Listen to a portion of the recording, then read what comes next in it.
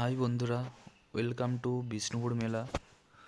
তোমাদের বিষ্ণুপুর মেলার কিছু ঐতিহ্য তুলে ধরেছি, তোমাদের কাছে শেয়ার করছি। দেখো, সবলা মেলা ওখানে দুটা হয়েছিল, যে সবলা মেলা আর হচ্ছে যদুঅট্ট মঞ্চ। দেখো, এখানে সবলা মেলার কত ঐতিহ্য, মাটির জিনিস সব বিক্রি হচ্ছে, মেয়েদের সব গলার সব অলংকার, নানা রকম জিনিস বিক্রি হচ্ছিল। দেখো, তোমাদের কাছে সেগুলোই তুলে ধরছি, শেয়ার করছি তোমাদেরকে। আরও মাটির অনেক কিছু জিনিস বিক্রি হচ্ছিল, দারুণ দারুণ জিনিস, মাটির পুতুল, তারপরে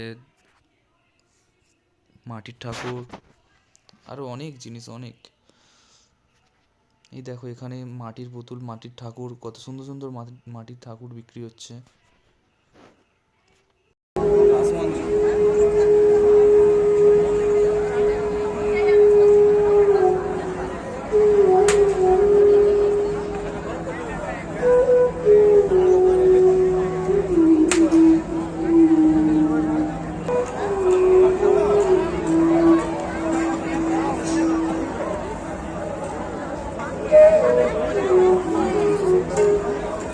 মাথার ইয়েগুলো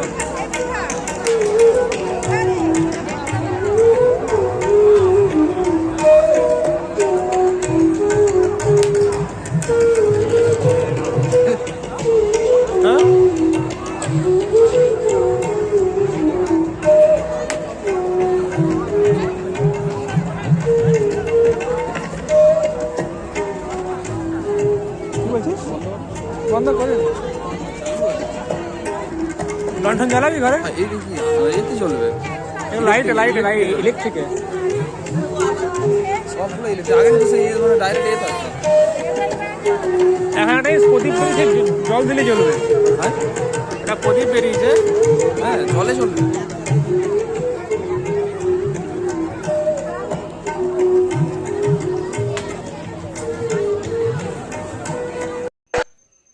বন্ধুরা দেখো, কিছু মেলা ঘোরার পর তারপরে দেখলাম একটা জায়গায় গেম খেলা হচ্ছে, একটা দারুণ গেম খেলেছিলাম।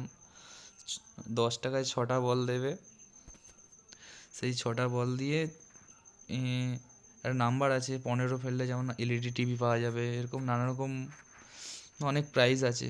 এমনি মজার জন্য খেলেছিলাম, জানি আশা করি পাবো না কোনো দিনও, যাও একটু টাইম পাসের জন্য খেলেছিলাম। তারপরে 6টার পর্যন্ত আমাদের 35 হয়েছিল নাম্বার। তারপরে 35-এ ছিল একটা মগ, যাই হোক মগ পাওয়া গেছে, তাও দিতে অস্বীকার করছিল, হিসাবে ভুল করছে। যা হোক মজা করলাম ওখানে, একটু দারুণ মজা হলো। দেখো তারপরে আরও